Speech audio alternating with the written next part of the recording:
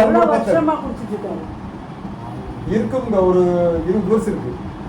20 வருஷமா குடிக்கிற வயசு என்ன ரீசன் சொல்றாரு குடிக்க? ரீசன் தன்னால சொல்லி இருந்தாரு, மாமியாருக்கு மருமகளுக்கு ஒத்துக்கொல்லின்னு. அப்புறம் பெங்களூர் ஓடி விட்ட பிறகு மாமியாரை கொண்டு வேற பக்கம் ஒரு சின்ன வீடு கட்டி இந்த மாதிரி 10-16 கட்டி விட்டாச்சு.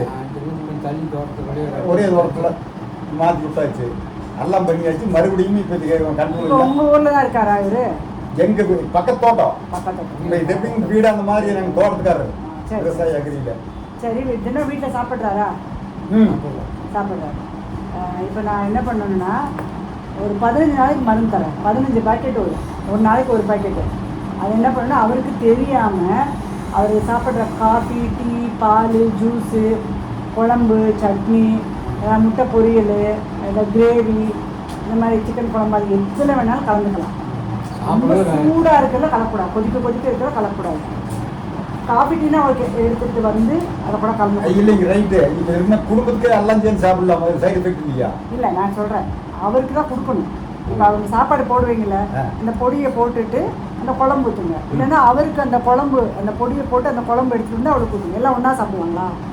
ஒன்றா சாப்பிட்றோம். நீங்கள் மொத்தமாக சமையல் பண்ணி அதுக்குள்ள போட்டு ஆக்கிட்டா குடும்ப தேவை குடிச்சிட்டு இருக்கு. அவர் தானே குடிச்சிட்டு இருக்காரு. குடிச்சா ஒன்றும் ஆகாது, மருந்து வேஸ்ட்டாக போயிடும்ல. ஒரு நாளைக்கு ஒரு பாக்கெட்டு, ஒரு ஆள் சாப்பிட்டா அது 3 கிராம் அவருக்கு போகும். இப்போ நம்ம 4 பேர் சேர்ந்து சாப்பிட்டா 4 பேருக்கு போனால் அவருக்கு எங்கே போகும்? ஆனால் சப்போஸ் இப்போ குடிச்சிட்டே இருக்காரு, நம்ம மருந்து கொடுக்க ஆரம்பிக்கிறோம். ஒரு 4 நாள் 5 நாள் ஒரு வாரம் கழிச்சு இப்போ சாப்பாடு வித்தியாசம் தெரியல, நீங்கள் ரெகுலராக சாப்பிட்றீங்க, ஒரு பொடியை கலந்து என்னென்ன ஒரு மாதிரி இருக்கு கசப்பாக இருக்குன்னு சொன்னால் கூட, இப்போ கொண்டாடி இங்கே உட்காந்து சாப்பிட்டு இருக்காங்கன்னா ஒரு வாய் எடுத்து சாப்பிட்டு இல்லைங்க நல்லா தான் இருக்குது அப்படின்லாம் சாப்பிட்டா ஒன்றும் ஆகாது. இப்போ குழந்தைக்கு ஏன்னா சந்தேகப்படுவாங்க, சரி அவளும் எடுத்து சாப்பிட்றா குழந்தைக்கு ஊட்டுறாங்கன்னா உங்களுக்கு சந்தேகம் வராது. அந்த மாதிரி சாப்பிட்லாம், சாப்பிட்டாலும் பக்க விளைவு வராது. இந்த பொடியினால ஏன்னா இது ஃபுல்லாக மூலிகை தான். நீங்கள் சாப்பிட்டாலும் பக்க விளைவு வராது. ஆனால் உங்களுக்கு போகிற மருந்து கம்மியாகிடும். என்னைக்காவது ஒரு நாள் அவர் சந்தேகப்படுறாரு, ஏதோ கலக்கிற எனக்கு ஒரு மாதிரி கசப்பாக தெரியுதுன்னா நம்ம எடுத்து ஒரு நாள் நான் தான் சாப்பிட்றேன் நல்லா தானே இருக்குது அப்படின்னு சொல்லிக்கலாம். அது ஒன்றும் தப்பு இல்லை, சரியா? அப்புறம் எக்காரணம் அவருக்கு தெரியக்கூடாது. இப்போ நீங்கள் மருந்து கொடுக்குறோங்க, இப்போ ஒரு வாரம் 10 நாள் ஆனால் குடிக்க தோணாது. அப்படி குடித்தாலும் ஒம்பட்டுற மாதிரி இருக்கும். அப்போ என்ன பண்ணுவாங்கன்னா சந்தேகப்படுவாங்க. ஆனால் நான் மருந்து கொடுத்தா நீங்கள் இல்லை திருந்திடுவார். ஒரு 10-15 நாள் கழிச்சு குடி நிறுத்திடுவார். அப்போ நம்ம நீயா எங்கே நிறுத்துறேன், நான் மருந்து கொடுத்தா நிறுத்துறேன்னு சொல்லக்கூடாது. ஏன் சொல்லக்கூடாதுன்னா, நாளை பின்ன குடிக்கணும்னு தோணும். இந்த மருந்து 3 மாதம் தொடர்ந்து கொடுக்கணும்.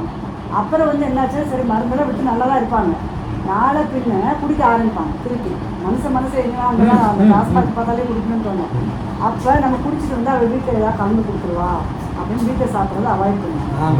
அதனால் அவங்களுக்கு தெரியக்கூடாது. இப்போ அவள் ஹஸ்பண்ட் தெரிஞ்சுட்டா கூட இன்னொருத்தவங்க நம்ம பார்க்குறோம், சரி இவங்களுக்கும் திருத்தலாமன்னா அவங்க ஒய்ஃப் கிட்ட போய் தெரியாமல் சொல்லணும். அப்படி சொல்லிக்கலாம். அந்த மாதிரி நிறைய பேர் வருவாங்க. அந்த மாதிரி சொல்லிக்கலாம், நான் தான் மருந்து கொடுத்தேன்னு அவருக்கு தெரியவே கூடாது. அதான் 2 கண்டிஷன் தான். அப்புறம் நான் இப்போ கொடுக்குற வந்து 3 மாதம் தொடர்ந்து சாப்பிடணும், சரியா? 3 மாதம் தொடர்ந்து சாப்பிட்டுட்டு அதுலேயே நல்லா தெரிஞ்சிருவார், தொடவே மாட்டார். அதுக்கப்புறம் எப்படி கொடுக்குன்னு நான் சொல்லுவேன். அப்புறமும் கொடுக்கணும், ஆனால் டெய்லி கொடுக்க தேவை இருக்காது, கொஞ்சம் கொஞ்சமாக குறைக்கணும். அது மாதிரி நான் அது அப்போ என்ன பண்ணு நான் சொல்கிறேன். இப்போ வந்துட்டீங்க, நேராக வந்துட்டீங்க, வாங்கிட்டு போகிறீங்க. அது ஒரு 15 நாளைக்கு கொடுக்க போகிறேன். ஒரு 13 நாள் ஆனவுடனே நீங்கள் ஃபோன் பண்ணி இந்த மாதிரி நான் அனுப்பி விட்டுருவேன். நீங்கள் நான் அக்கௌண்ட்டில் பணம் போட்டு விட்டா அனுப்புனீங்கன்னா நான் வந்தே வாங்கி போயிருக்கோம். அனுப்புனா அவங்க போய் சேர்ந்து ரெசர்வ் கேட்டா அது வேறு அட்ரஸ் கொடுத்துருங்க.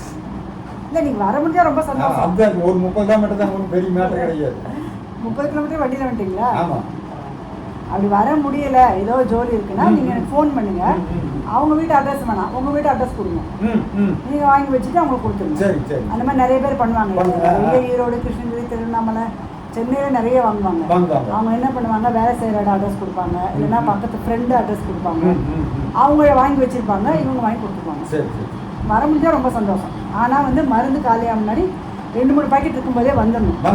ஏன்னா திடீர்னு உங்களுக்கு ஒரு ஜோலி வரும், இல்லை எனக்கு ஒரு ஜோலி வரும், ஊருக்கு போயிடுவேன், அந்த மருந்து நின்று போயிடும், கொடுக்க முடியாமல் போயிடும். அதனால் எச்சரிக்கையாக ஒரு 4 பாக்கெட் இருக்கும்போது வாங்கி வச்சுக்கணும், சரியா? இது காலையில் கொடுக்கணும், 3 வேளையில் எப்போனாலும் கொடுக்கலாம்.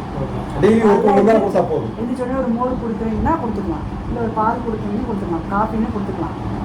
காலையில் மத்தியானம் சாயந்தரம் எப்போவுமே அவங்க குடிச்சிட்டு வந்தாலும் கொடுக்காட்டி கொடுத்துக்கலாம்.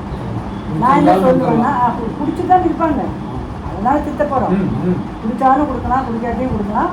நான் என்ன சொல்கிறேன்னா சாயந்தரம் வேலை விட்டு வருவாங்கல்ல, ஒரு காப்பி தண்ணி குடிப்பாங்கல்ல, அதில் கொடுங்க. இல்லைன்னா நைட் சாப்பிடுவாங்கல்ல, ஏன்னா இந்த மருந்து கொஞ்சம் தூக்கம் வர மாதிரி இருக்கும். நைட்டே கொடுக்கணும். வேலைக்கு போயிட்டு வந்துருன்னா சௌரியம் போயிடு. கொஞ்சம் தூக்கமும் வரும், அதை நினைக்காம தூங்கிடுவோம். பகலில் கொஞ்சம் மயக்கமாக இருக்கிற மாதிரி இருக்கும், வேலை செய்ய கஷ்டமாக இருக்கும். ஆனால் இந்த ஒரு வாரம் 10 நாளில் வந்து இவ்வளோ 20 வருஷமாக குடிச்சிருக்காங்கல்ல, அது ஃபுல்லாக வாங்கி ஆகும். அந்த கழிவுகள்லாம் வயிற்றுக்குள்ளே இருக்கும்ல, அப்போ வந்து இல்லை மேடம், அப்படி இருக்கிறதுக்கே வாய்ப்பு இல்லை. அங்கே போய் பெங்களூர்ல 3 மாசம் பூரா இருக்கிறது பூரா படிச்சு உடம்பு சுத்தமாக இருக்குது. இப்போ எவ்வளோ நாள் ஆச்சு? 90 நாள் விட்டு வந்து எவ்வளோ விட்டு வந்து ஒரு 10 நாள் இருக்கு. அதுக்குள்ளே ஆரம்பிச்சாரா? ஆமா, தெரியாம இப்ப அதான் திறமரவா நடந்துருக்குன்னு வைங்களேன். பப்ளிக் வெளில எப்படின்னா வெளியால போறது 10-12 மணிக்கு மேல போறது, அளவா குடிச்சிட்டு வீட்டுக்கு தெரியாத அளவுக்கு வந்துக்கிறது, நடிச்சுட்டு வந்துடுறது. ஆனா கடையில் அங்க கடை சொல்றாங்க, ஒரு ஃப்ரெண்ட் அங்கே வந்துட்டு போறாங்கிற மாதிரி சொல்றாங்க. அது விட மாட்டாங்க, அவங்க தான் மாத்திரை கொடுத்துருப்பாங்க. அந்த ட்ரீட்மெண்ட்டே கிடையாது. அடைச்சு வச்சுட்டு இது பாக்குறது வேலையோட சரி. அது எவ்வளவு நாள் அடைச்சு வைக்கிறது? இல்ல அப்படியே இருக்க முடியாதுல்ல, நம்ம உலகத்துல தானே வாழ்ந்தாகணும். 3 மாசம் சூரியன் பார்க்காம இருந்துக்கிறாங்க. வச்சுக்கிறது 90 நாள் தண்டனை, கடும் தண்டனை. கொடுக்கக்கூடாது, மறந்துடுவாங்க. எங்கேயும் இது நடந்த மாதிரியும் தெரியலையே. ஓடி வந்துருவாங்க. அந்த மாதிரி வர முடியாது, கேட்டு போட்டு கிளீனா காவல் போட்டுருவாங்க. அது 100 150 ஜெயில் மாதிரி. ஆமாங்க, ஜெயிலே தான், சென்ட்ரல் ஜெயிலே தான். அந்த மாதிரி ஆமாங்க. எந்த ஊரு? பெங்களூர். அதுக்கு லட்சக்கணக்கில் வாங்கியிருப்பாங்க. இல்லைங்க, பெருசா ட்ரஸ்ட் மாதிரி நடத்துறாங்க. ஒரு 20-25 முதல் ட்ரிப் 15,000 அவங்க வந்து கூட்டிட்டு போயிருப்பாங்க அவையில. ஓ சரி சரி சரி. அப்புறம் 7,500 2 மாசத்துக்கு குடிச்சு உள்ள போட்டு போயிடுவாங்க. ஆமா, ஆள் வந்து போய் நாளை பிடிக்கிற மாதிரி இல்லைன்னா வரமாட்டாங்களே. ஆமாங்க. சரி சரி சரி. இல்லை இதுக்கு உறுதியாக வேலை செய்யும். இவன் நான் நிறைய பேர் கொடுத்துருக்கேன், நிறைய பேர் தெரிஞ்சிருக்காங்க. தெரிஞ்சு அடுத்தவங்க சொல்லுவாங்க, ஃபோன் மூலயமாவே சொல்லி வாங்கிக்குவாங்க. நம்ம நிறைய குடும்பங்கள் திருந்தி ஆரோக்கியமாக சந்தோஷமாக இருக்காங்க. சரி, அது கொடுத்துடலாம்.